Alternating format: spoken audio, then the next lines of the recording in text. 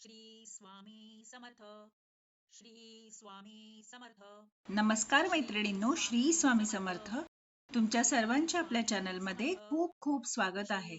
तुमच्या सर्वांच्या सर्व चांगल्या मनोकामना पूर्ण होत हीच मी महाराजांच्या चरणी प्रार्थना करते आणि आजच्या आपल्या नवीन व्हिडिओला सुरुवात करते. आजच्या आपल्या नवीन व्हिडिओचा विषय काय आहे हे तुम्हाला टायटल वरून कळलंच असेल, तर चला मग आपण व्हिडिओला सुरुवात करूया.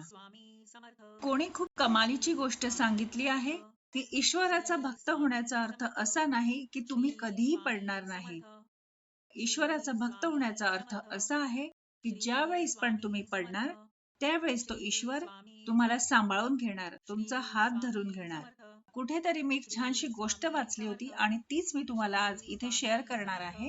तर एकदा काय झालं, एक श्रीमंत माणूस होता आणि तो रस्त्याच्या कडेने जात होता आणि त्याच वेळेस रस्त्याच्या कडेने त्याला एक भिकारी माणूस बसलेला दिसला. तर मग त्यावेळेस तो श्रीमंत माणूस त्या भिकारी जवळ गेला आणि त्याला म्हणाला, तू भीक का मागत आहे? तू इतका जवान आहे, तरुण आहे, हट्टाकट्टा आहे, तरी देखील तू असं रस्त्याच्या कडेवर बसून भीक मागत आहे. तेव्हा मग तो भिकारी श्रीमंत माणसाला म्हणाला, काय करू मी, मला देखील चांगलं वाटत नाही, पण माझ्याजवळ काही कामच नाहीये, काय करणार मग? जर मला आता कोणी काम दिलं तर मी ह्या क्षणी हे सगळं करणे सोडून देईन.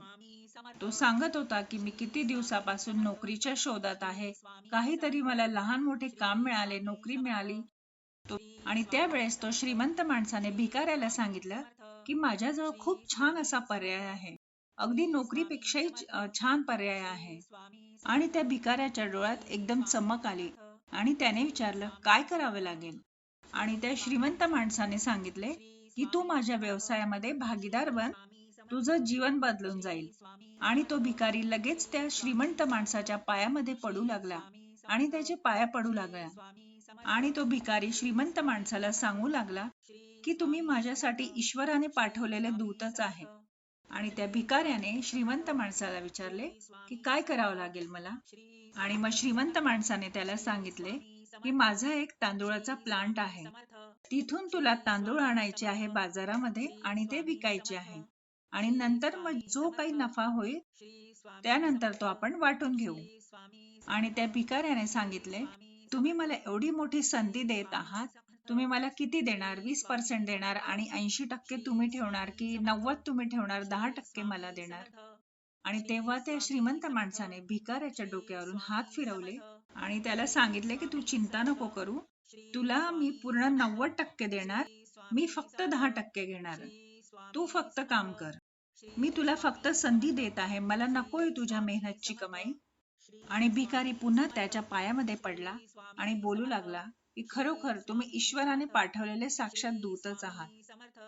आणि भिकारी बोलू लागला की खरोखर तुम्ही माझ्यावर खूप मोठे उपकार करत आहात, तर मी ही गोष्ट मान्य करतो, 1 महिन्यानंतर तुम्हाला तुमचे मी 10% परत देईन. आणि दुसऱ्या दिवसापासून त्याने आपले काम सुरू केले. तो तांदूळ आणायचा आणि बाजारामध्ये आणून तांदूळ विकायचा आणि दिवस रात्र त्याने खूप मेहनत केली आणि त्याला नफा देखील खूप चांगला झाला. त्याने खूप मेहनत घेतली, अगदी प्रामाणिकपणे त्याने काम केलं आणि बघता बघता त्याच्या कामाचा 1 महिना पूर्ण झाला आणि त्याला खरोखर खूप जास्त नफा झाला, खूप प्रॉफिट झाला. आणि त्यांची जी प्रॉफिट शेअरिंग करायची डेट होती ती जवळ येऊ लागली. आणि जसजशी ही 10% शेअरिंग द्यायची तारीख जवळ येत होती, तसतसं त्या भिकाऱ्याच्या मनात येऊ लागले की हे 10% देखील मी का म्हणून देऊया, कारण सर्व मेहनत मीच घेतली आहे, त्यांनी मला फक्त संधी दिली आहे. त्याला वाटू लागले की मी इतकी मेहनत केली, दिवस रात्र एक केले आणि हे 10% देणे देखील त्याला खूप जास्त होतील, असे त्याच्या मनात विचार यायला लागले.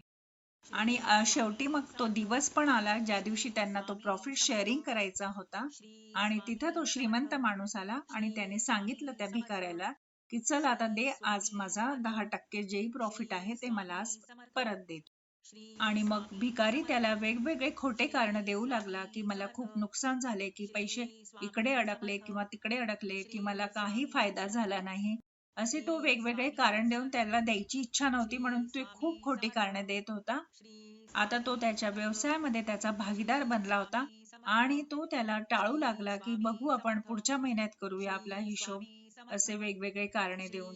आणि तो श्रीमंत माणूस सांगू लागला की मला माहिती आहे तुला खूप नफा झाला आहे, पण तू मला माझा नफा देण्यासाठी का म्हणून मागे पुढे करत आहात. आणि मग भिकाऱ्याच्या तोंडातून अचानक निघाले, का म्हणून देऊ मी तुम्हाला हे 10% पण? तुम्ही केलं काय आहे? तुम्ही मला फक्त संधी दिली आहे. मेहनत मी केली आहे, पूर्ण दिवस रात्र मी एक केले आहे. मी इतके प्रामाणिकपणे काम केले आणि त्यासाठीच मला इतका नफा झाला आहे. सर्व काही मी केलं आणि 10% मी कशासाठी म्हणून द्यायचे तुम्हाला? तुम्ही केलं काय आहे? आणि आता तुम्ही इथे विचार करा की जर तुम्ही स्वतः तो श्रीमंत माणूस असते त्या जागी, तर तुम्ही काय केले असते? जे तुमच्या हक्काचे आहे, जे 10% प्रॉफिट तुमच्या हक्काचे तुम्हाला जर कोणी देणार नाही, तर तुम्हाला कसं वाटेल? आणि हा श्रीमंत माणूस हा आपला ईश्वर आहे. त्याने आपल्याला हे जीवन दिलं आहे.